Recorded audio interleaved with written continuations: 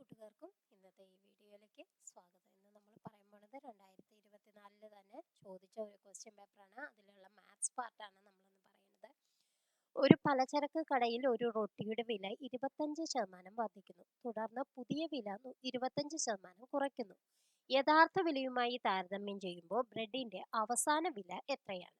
നോക്കൂ, ഒരു സാധനത്തിന്റെ വില വർദ്ധിച്ചു, പിന്നെ അത് അതേ പെർസെൻറ്റേജ് തന്നെ കുറച്ചു എന്ന് പറഞ്ഞിട്ടുണ്ടെങ്കിൽ നമുക്ക് യഥാർത്ഥ വിലയേക്കാൾ കുറവാണ് ഉണ്ടാവുക.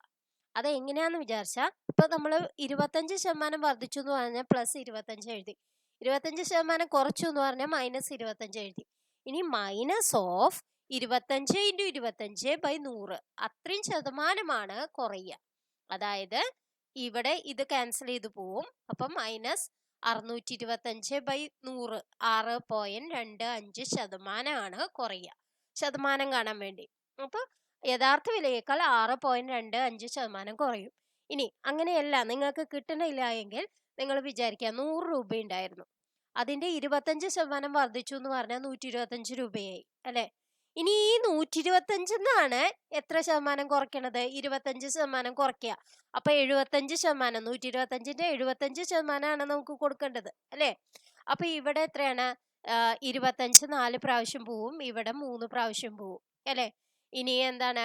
3 5 15, ബാക്കി 1 3 2 6 1 7 1 3 3 375/4 അതെത്രയാണ്? 4 9 4 36, 15ല് 3 4 12, പിന്നെ എന്താണ് വരിക? 12 കഴിഞ്ഞാൽ 30 ബാക്കിയുണ്ട്, 7 4 28, പിന്നെ 20ല് 4 20, 93.75% ആണ്. 93.75 രൂപയാണ് അതിന് വരിക.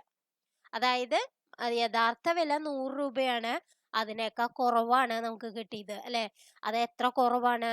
6.25. അതുകൊണ്ടാണ് ഞാൻ ഈ ശതമാനം കണക്കാക്കുമ്പോൾ നമ്മൾ ഇങ്ങനെ കണക്കാക്കാം എന്ന് പറഞ്ഞത്. മനസ്സിലായെന്ന് വിചാരിക്കുന്നു. ഇനി നെക്സ്റ്റ് ക്വസ്റ്റ്യൻ നോക്കാം.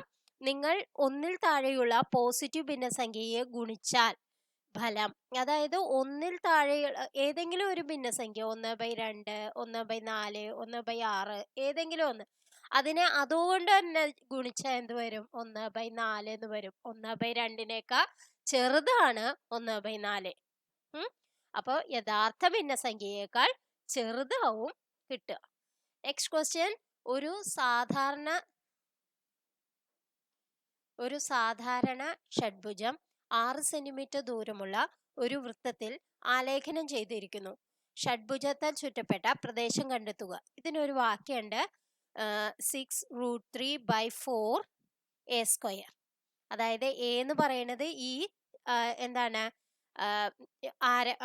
അതായത് ഒരു സൈഡ് 6 സെന്റിമീറ്റർ ദൂരമുള്ള ഒരു വൃത്തത്തിൽ, അപ്പൊ 6 സെന്റിമീറ്റർ അല്ലേ, അത് തന്നെയാണ് ഇവിടെ എ ആയിട്ട് എടുക്കുക. അപ്പൊ എന്താണ്? 6√3/4 × 6 × 6 അല്ലെ. 6² എന്ന് പറയുന്നത് 6 × 6. അപ്പൊ ഇവിടെ എന്ത് പോവും? 2 പ്രാവശ്യം പോവും, ഇവിടെ 3 പ്രാവശ്യം പോവും, ഇവിടെയോ 3 പ്രാവശ്യം പോവും. 3 9 9 6 54 54√3 cm². എന്നുള്ളതാണ് ആൻസർ. നെക്സ്റ്റ് ക്വസ്റ്റ്യൻ നോക്കാം.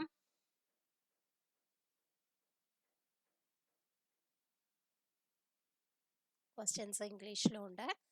നെക്സ്റ്റ് ക്വസ്റ്റ്യൻ നോക്കാം. ഒരു കമ്പനി 120 എന്ന വിലയിൽ ഒരു ഉൽപ്പന്നം വിൽക്കുന്നു. അവർ 15% കിഴിവും മറ്റൊരു 10% കിഴിവും വാഗ്ദാനം ചെയ്യുന്നു. അന്തിമ വില എത്രയാണ്? അതായത് 120 എന്ന വിലയിൽ ഒരു കമ്പനി 120 എന്ന വിലയിൽ ഒരു ഉൽപ്പന്നം വിൽക്കുന്നു. അവർ 15% കിഴിവും ഇതിന്റെ 15% അല്ലെ, അതിന്റെ കിഴിവ് എന്ന് പറഞ്ഞിട്ടുണ്ടെങ്കിൽ ബാക്കി എത്ര ശതമാനം കൊടുക്കണം? നമ്മള് 85% കൊടുക്കണം അല്ലെ. 120ന്റെ 85%, പിന്നെ ഒരു 10%, അപ്പൊ അതിന്റെ 90% കൊടുക്കണം അല്ലെ. അപ്പൊ ഇനി ഇത് എത്രയാണെന്ന് നോക്കിയാൽ മതി, അപ്പൊ ആൻസർ കിട്ടും. ഇവിടെ 2 0 വെട്ടിക്കളഞ്ഞു, പിന്നെന്താണ് 25, ഇവിടെ 4 പോവും അല്ലെ. 25 4 100, ഇവിടെ 3 4 12, ഇവിടെ 5 പോവും, 5 5 25, ഇവിടെ ആവുമ്പോഴോ 5 5 35 7 35 അല്ലേ? അപ്പൊ എന്താണ് വരിക? നോക്കൂ, 17 ഇൻറ്റു 27 അല്ലേ? 17 ഇൻറ്റു 27, 7 49, 4 1 7 7 4 11, 27 14, ബാക്കി 1 3 9 5 4 459 ബൈ 5 വരും അല്ലേ? അത് എത്രയാണ്? 9 5 45. ഇവിടെ ആവുമ്പോൾ എന്താണ്? ഓരഞ്ച് 5, 40 എത്ര പോകും?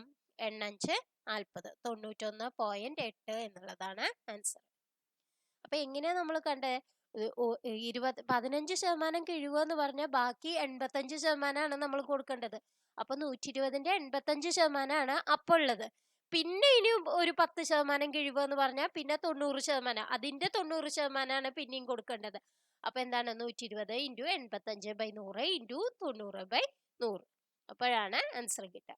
നെക്സ്റ്റ് ക്വസ്റ്റ്യൻ നോക്കൂ. ഒരു കാർ ഒരു നിശ്ചിത ദൂരം മണിക്കൂറിൽ 60 കിലോമീറ്റർ വേഗതയിൽ സഞ്ചരിക്കുന്നു. അതേ ദൂരം മണിക്കൂറിൽ 80 കിലോമീറ്റർ വേഗതയിൽ സഞ്ചരിക്കുകയാണെങ്കിൽ എടുക്കുന്ന സമയം 1 മണിക്കൂർ കുറയുന്നു. സഞ്ചരിച്ച ദൂരം എക്സ് ആണ് ദൂരം എന്ന് വിചാരിക്കുക. എക്സ് ബൈ ദൂരം ബൈ വേഗത, അതാണ് സമയം അല്ലെ? ദൂരം ബൈ വേഗത എന്ന് പറയുന്നത് സമയാണ്. സമയം y എന്ന് എടുത്തു. ഇനി അടുത്തത് പറയണത് അതേ ദൂരം എക്സ് ബൈ 80 കിലോമീറ്റർ വേഗതയിലാണ് വെച്ചെങ്കിൽ എന്തുണ്ടാവും? ഈ മണിക്കൂറിന്ന് 1 കുറയും, y-1 ആവും. അപ്പൊ ഇവിടുന്ന് നമുക്ക് എന്താ എഴുതാം? x = 60y എന്ന് എഴുതാം അല്ലെ? അപ്പൊ ഈ എക്സിന് പകരം നമ്മൾ 60y എന്ന് എഴുതി. 60y = ഈ 80നെ അങ്ങോട്ട് കൊണ്ടുപോയി എന്താവും? 80 ഇൻറ്റു y-1 എന്നാവും. അപ്പൊ 80y - 80 എന്നാവും. അപ്പൊ ഇതിനെ അങ്ങോട്ട് കൊണ്ടുപോയാലോ 80y - 60y എത്രയാവും? 20y = ഇതിനെ അങ്ങോട്ട് കൊണ്ടുപോയ 80. അപ്പൊ y എന്ന് പറയുന്നത് എന്താണ്? 4 എന്ന് വരും. അപ്പൊ 4 മണിക്കൂറാണ് സഞ്ചരിച്ചത്. അപ്പൊ എന്താണ് ചോദിച്ചിരിക്കണേ? സഞ്ചരിച്ച ദൂരാണ് ചോദിച്ചിരിക്കണേ. എക്സ് ആണ് കണ്ടുപിടിക്കേണ്ടത്. അപ്പൊ എക്സ് എന്ന് പറയുന്നത് 60 ഇൻറ്റു 4, അതായത് 240 കിലോമീറ്റർ. ഇതാണ് ആൻസർ വരിക. Next question.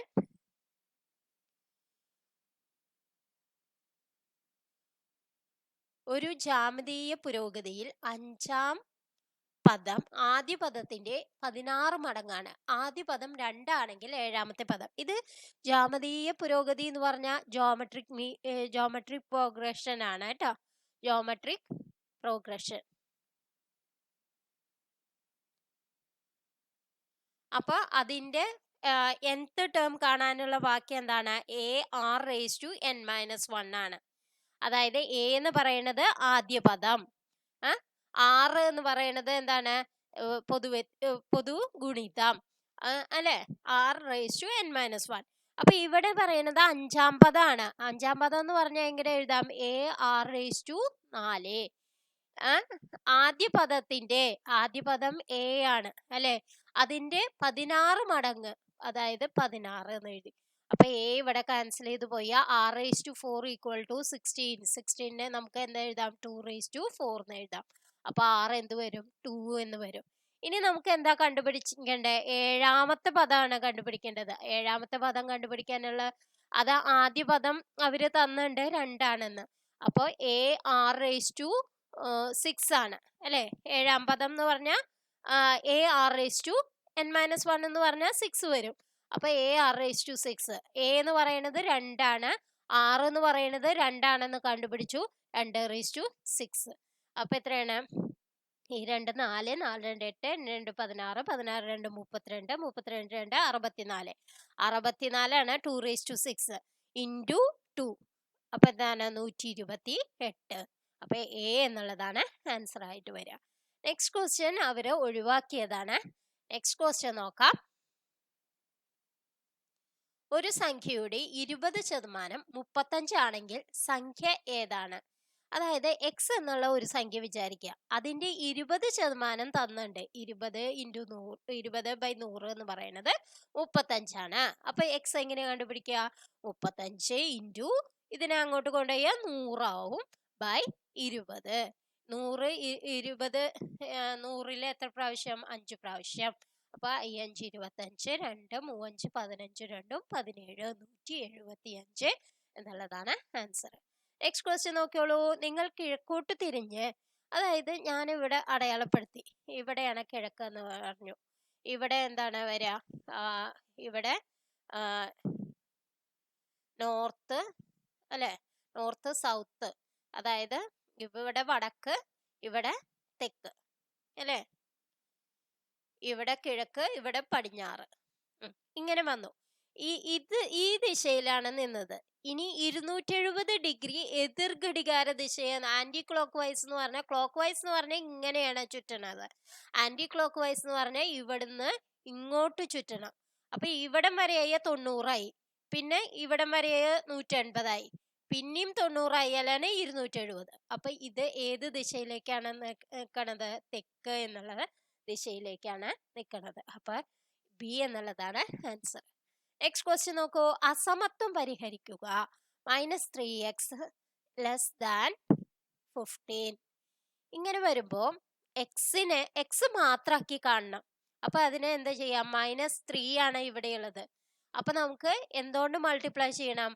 -1/3 കൊണ്ട് മൾട്ടിപ്ലൈ ചെയ്യണം രണ്ട് ഭാഗത്തും. അപ്പൊ -3x ഇൻറ്റു -1/3.